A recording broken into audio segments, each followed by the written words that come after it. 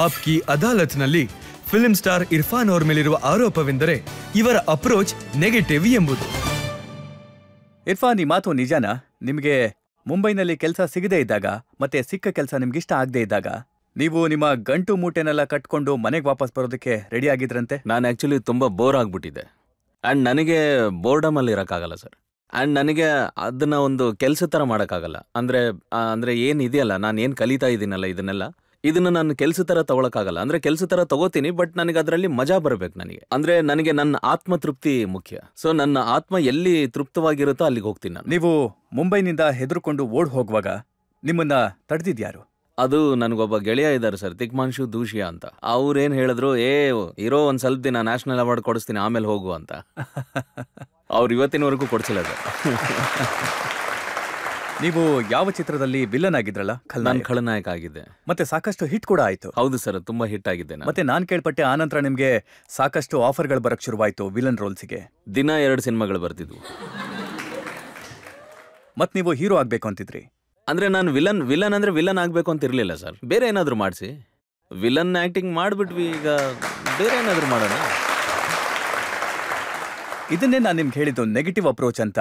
ಏನ್ ಸಿಕ್ಕಿದ್ಯೋ ನಿಮ್ಗೆ ಅದ್ರಲ್ಲಿ ಖುಷಿ ಇಲ್ಲ. ಈಗ ವಿಲನ್ ಆಗಿದೆ, ಮತ್ತೆ ನೀವು ಹೀರೋ ಆಗ್ಬೇಕು ಅಂತಿದ್ರಿ. ಸರಿಯಾಗಿ ಹೇಳಿದ್ರಿ ಸರ್. ಅಂದ್ರೆ ನನ್ನ ಅಪ್ರೋಚ್ ಏನಿದೆ ಅದು ನೆಗೆಟಿವ್ ಅಪ್ರೋಚೇ.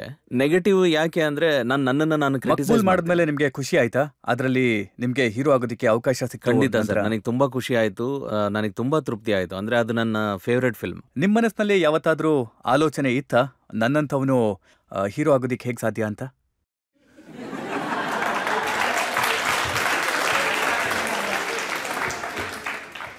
ಅಂದ್ರೆ ಇದು ತುಂಬಾ ಮುಂದಿನ ವಿಚಾರ ಸರ್. ಅಂದ್ರೆ ನಾನು ಕಾಂಟೆಂಪ್ಲೇಟ್ ಮಾಡ್ತಿದ್ದೆ, ನಾನು ಆಕ್ಟರ್ ಆಗ್ಬೋದಾ ಇಲ್ವಾ ಅಂತ. ಅಂದ್ರೆ ನಾನು ಚೆಕ್ ಮಾಡ್ಕೋತಾ ಇದ್ದೆ, ನನ್ನ ಮುಖದ ತರ ಯಾರಾದ್ರೂ ಆಕ್ಟರ್ ಇದಾರಾ, ನನ್ನಂಗಿರೋರು ಯಾರಾದ್ರೂ ಆಕ್ಟರ್ ಆಗಿದಾರಾ ಅಂತ. ಆಮೇಲೆ ನಾನು ಆಕ್ಟರ್ ಆದ್ಮೇಲೆ ನನಗೆ ಅನ್ಸೋಕ್ ಶುರು ಆಯ್ತು, ಹೆಂಗಿದ್ರು ಆಕ್ಟರ್ ಆಗ್ಬೋದು ಅಂತ. ಸೊ ಜಾಸ್ತಿ ಯಾರು ಸೂಪರ್ ಸ್ಟಾರ್ಸ್ ಇದಾರಲ್ಲ, ನೀವು ಕನ್ವೆನ್ಷನಲ್ ಆಗಿ ನೋಡಿದ್ರೆ ಅವ್ರಿಗೆ ಒಳ್ಳೆ ಲುಕ್ ಇದೆ ಅಂತ ಯಾರು ಹೇಳಲ್ಲ. ಅಂದ್ರೆ ರಾಜೇಶ್ ಖನ್ನಾ ಅವ್ರನ್ನ ತಗೊಳ್ಳಿ, ನೀವು ಅಮಿತಾಬ್ ಬಚ್ಚನ್ ಅವ್ರನ್ನ ತಗೊಳ್ಳಿ, ದಿಲೀಪ್ ಕುಮಾರ್ ಅವ್ರನ್ನ ತಗೊಳ್ಳಿ. ನಾನು ಕಂಪೇರ್ ಮಾಡ್ಕೋತಿಲ್ಲ ಅವ್ರಿಗೆ, ಆದ್ರೆ ನಾನೊಂದು ಪಾಸಿಬಿಲಿಟಿ ಹೇಳ್ತಾ ಇದ್ದೀನಿ. ಅಂದ್ರೆ ಒಬ್ಬ ವ್ಯಕ್ತಿಯ ಒಳ ವ್ಯಕ್ತಿತ್ವ ತುಂಬಾ ಕನೆಕ್ಟ್ ಆಗುತ್ತೆ ಜನರಿಗೆ, ಮುಖ ಅಲ್ಲ ಅಂತ. ಇದು ಅನ್ಕನ್ವೆನ್ಷನಲ್. ಹೌದು. ಆದ್ರೆ ನಿಮ್ಮನ್ನ ತುಂಬಾ ದೊಡ್ಡ ಸ್ಟಾರ್ ಮಾಡಿದ್ದು ಪಾನ್ ಸಿಂಗ್ ತೋಮರ್. ಹೌದು ಸರ್, ಪಾನ್ ಸಿಂಗ್ ತೋಮರ್ ಅವರ ಆತ್ಮ ಅಲ್ಲಿವರೆಗೂ ಅಲ್ದಾಡ್ತಾ ಇತ್ತು. ಯಾಕಂದ್ರೆ ಅವ್ರ ಜೊತೆ ದೇಶದ ಸಿಸ್ಟಮ್ ನ್ಯಾಯ ಮಾಡಿಲ್ಲ. ಅದಕ್ಕೆ ಅವರಿಗೆ ನಮ್ಮ ಕಥೆಯ ಮುಖಾಂತರ ಜನರಿಗೆ ರೀಚ್ ಆಗ್ಬೇಕಾಗಿತ್ತು. ಆಮೇಲೆ ನೀವು ಹೇಳ್ತಾ ಇದ್ರಿ, ಗುರು ನನಗೆ ಪ್ರಪಂಚದಲ್ಲಿ ಬದುಕಕ್ ಬರಲ್ಲ, ನನಗೆ PR ಮಾಡಕ್ ಬರಲ್ಲ, ಏನಾದ್ರೂ ಒಂದು ಕೊರತೆ ಹುಡುಕ್ತಾನೆ ಇರ್ತಿದ್ರಿ. ಅದು ನಿಜಾನೇ ಸರ್. ಅಂದ್ರೆ ನನ್ನಲ್ಲಿ ಕೊರತೆಗಳನ್ನ ನಾನು ಹುಡುಕ್ತಾ ಇರ್ತೀನಿ. ಆದ್ರೆ ಪಾನ್ ಸಿಂಗ್ ತೋಮರ್ ಸಕ್ಸಸ್ ಇಂದ ನನಗೆ ತುಂಬಾ ಖುಷಿ ಆಯ್ತು.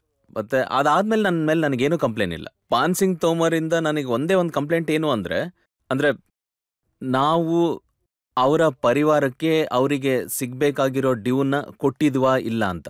ಅದು ಬಿಟ್ರೆ ನನಗೆ ಬೇರೆ ಏನು ಕಂಪ್ಲೇಂಟ್ ಇಲ್ಲ ಸರ್ ನನ್ನ ಮೇಲೆ, ಯಾವ್ದ್ರ ಮೇಲೂ. ನೀವು ಯಾವತ್ತಾದ್ರೂ ಕಂಪ್ಲೇಂಟ್ ಮಾಡ್ತಾ ಇದ್ರಾ, ತುಂಬಾ ಚೆನ್ನಾಗಿ ಇಂಗ್ಲಿಷ್ ಮಾತಾಡಕ್ ಬರಲ್ಲ ಅಂದ್ರೆ ಬರಲ್ಲ, ಅದರಲ್ಲಿ ಏನು ಹೊಸ ವಿಷಯ?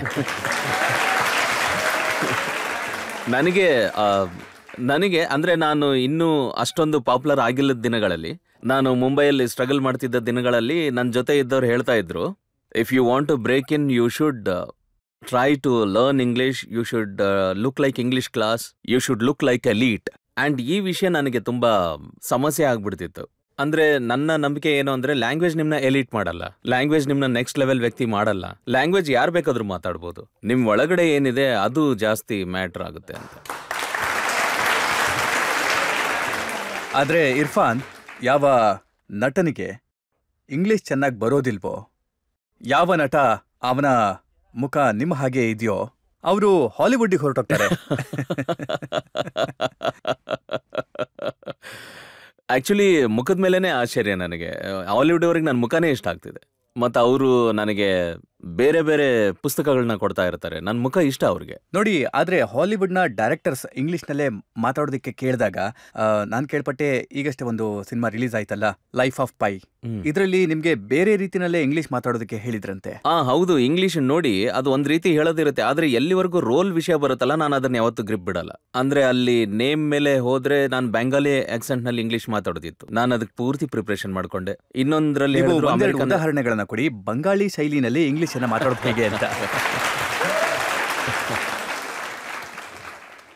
ನನಗೆ ಸಡನ್ ಆಗಿ ಹೀಗೆ ಕೇಳಿದ್ರೆ ನೆನಪಾಗ್ತಿಲ್ಲ. ಆದ್ರೆ ನಾನು ಬಂಗಾಲಿ ಸ್ಟೈಲಲ್ಲಿ ಅವಾಗ ಹೇಳ್ತಿದ್ದೆ.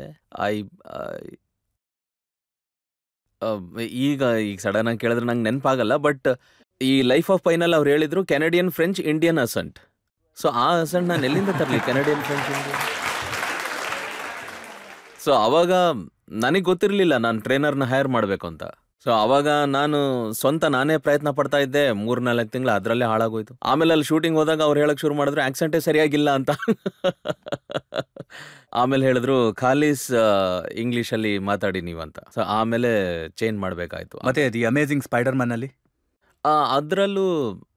ಅದರಲ್ಲೂ ಅಮೇರಿಕನ್ ಆಸೆಂಟ್ ಇದೆ. ಅಂದರೆ ಅದರಲ್ಲಿ ಆಕ್ಸೆಂಟ್ ಏನು ಬೇಕಾಗಿರಲಿಲ್ಲ. ಸೊ ಅಮೇರಿಕನ್ ಆಸೆಂಟೇ ಇತ್ತು ಅದರಲ್ಲಿ. ಇದನ್ನೇ ನಮ್ಮ ಎಲ್ಲ ಜನರು ತಿಳ್ಕೊಳ್ಳೋದಕ್ಕೆ ಇಷ್ಟಪಡ್ತಾ ಇದ್ದಾರೆ.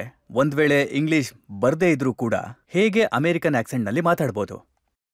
ಅದು ಈ ದಿನಗಳಲ್ಲಿ ಎಲ್ಲರೂ ಕಲಿಸ್ತಾರೆ. ಎಲ್ಲ ಅದು ಇತ್ತೀಚೆಗೆ ನಡೆಯುತ್ತಲ್ಲ ಸರ್, ರಾತ್ರಿ ಅದು ಸರ್ವಿಸ್ ಕಾಲ್ ಸೆಂಟರ್ಸ್.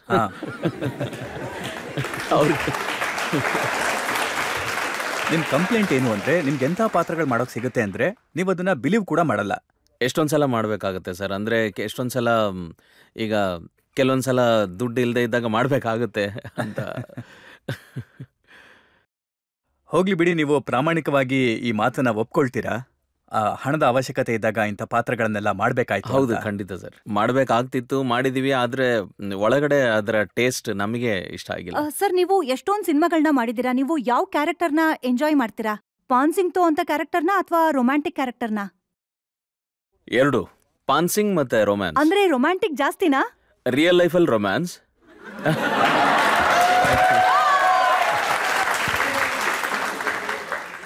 ಮತ್ ಸಿನಿಮಾದಲ್ಲಿ ಪಾನ್ ಸಿಂಗ್.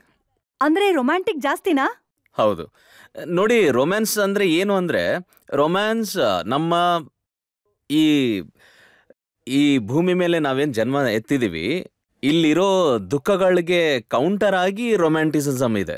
ರೊಮ್ಯಾಂಟಿಸಿಸಮ್ ನಮಗೆ ಶಕ್ತಿ ಕೊಡುತ್ತೆ ಈ ಕೆಟ್ಟತನದಿಂದ ನಾವು ದೂರ ಇರೋದಕ್ಕೆ. ಅಂದ್ರೆ ಈ ಮಾತು ನಿಜನಾ? ನಿಮ್ಗೆ ಸಿನಿಮಾಗಳಲ್ಲಿ ಇಂಟಿಮೇಟ್ ಸೀನ್ ಮಾಡೋದು ಬಹಳನೇ ಕಷ್ಟ ಆಗ್ತಿತ್ತಾ? ಇಲ್ಲ, ನನ್ನ ಅನಿಸಿಕೆ ಏನು ಅಂದ್ರೆ, ನಮ್ಮ ಎದುರುಗಡೆ ಯಾರು ಇರ್ತಾರೋ ಫೀಮೇಲ್ ಆಕ್ಟ್ರೆಸ್, ಅವ್ರಿಗೆ ಡಿಸ್ಕಂಫರ್ಟ್ ಆಗಬಾರ್ದು, ಅವ್ರ ಮುಖದಲ್ಲಿ ಅನ್ಈಸಿನೆಸ್ ಕಾಣಿಸ್ಬಾರ್ದು ಅಂತ. ಎದುರುಗಡೆ ಇರೋ ಪಾರ್ಟ್ನರ್ ಫೀಮೇಲ್ ಆಕ್ಟ್ರೆಸ್ ಏನಾದ್ರು ಕಂಫರ್ಟೇಬಲ್ ಅಂದ್ರೆ ನನಗೆ ಮಾಡಕ್ ಅಭ್ಯಂತರ ಇಲ್ಲ. ಮತ್ತೆ ನಾನ್ ಕೇಳ್ಪಟ್ಟಿದ್ದೇನು ಅಂತಂದ್ರೆ, ನೀವು ಹಾಲಿವುಡ್ ಸಿನಿಮಾ ಡೈರೆಕ್ಟರ್ಗಳಿಗೆ ಹೇಳ್ತಾ ಇದ್ರಿ ಇಂಡಿಯಾದಲ್ಲಿ ಇಂಟಿಮೇಟ್ ಸೀನ್ಗಳನ್ನ ಬಟ್ಟೆ ಹಾಕೊಂಡೇ ಮಾಡ್ತಾರೆ ಅಂತ. ಹೌದು, ಒಬ್ಬ ಡೈರೆಕ್ಟರ್ ಜೊತೆ ನಾನು ಕೆಲಸ ಮಾಡ್ತಾ ಇದ್ದೆ. ಒಂದು ಇಂಟಿಮೇಟ್ ಸೀನ್ ಇದೆ, ನೀವು ನಿಮ್ಮ ಕುರ್ತಾ ಬಿಚ್ಚಾಕಿ ಅಂತ. ನಾನು ಹೇಳಿದೆ ಕುರ್ತಾ ಬಿಚ್ಚಲ್ಲ ಅಂತ. ಅವ್ರು ಹೇಳ್ತಾರೆ ಬೆಡ್ಡಲ್ಲಿ ಇದೆಯಾ, ಮಲಗಿದೆಯಾ, ಕುರ್ತಾ ಬಿಚ್ಚಲ್ವಾ ಅಂತ. ನಾನು ಹೇಳಿದೆ ಬಟ್ಟೆ ಬಿಚ್ಚಿ ಮಲಗಲ್ಲ ನಾವು ಅಂತ. ನಾವು ಬಟ್ಟೆ ಹಾಕೊಂಡೇ ಮಲಗ್ತೀವಪ್ಪ ಅಂದೆ ನಾನು. ಸೊ ಅವ್ರದ್ದು ಹೆಂಗಿದೆ ಅಂದ್ರೆ, ನೀವು ಒಬ್ರೇ ಮಲಗಿರಿ, ಬೇರೆಯವ್ರ ಜೊತೆ ಮಲಗಿರಿ, ಬಟ್ಟೆ ಬಿಚ್ಚಿ ಮಲಗಿರಿ ಅಂತ. ಆಮೇಲೆ ಮಲಗ್ತಾರಂತೆ. ಸೊ ನಾನೇನು ಹೇಳಿದೆ, ನಾನು ಇಂಡಿಯನು, ನಾನು ಮಾಡ್ತಿರೋದು ಇಂಡಿಯನ್ ರೋಲು, ನಾನು ಬಟ್ಟೆ ಹಾಕೊಂಡೇ ಮಾಡ್ತೀನಿ ಅಂತ. ಸೊ ನಾನು ಕುರ್ತಾ ಹಾಕೊಂಡೇ ಮಾಡಿದೆ ಸರ್.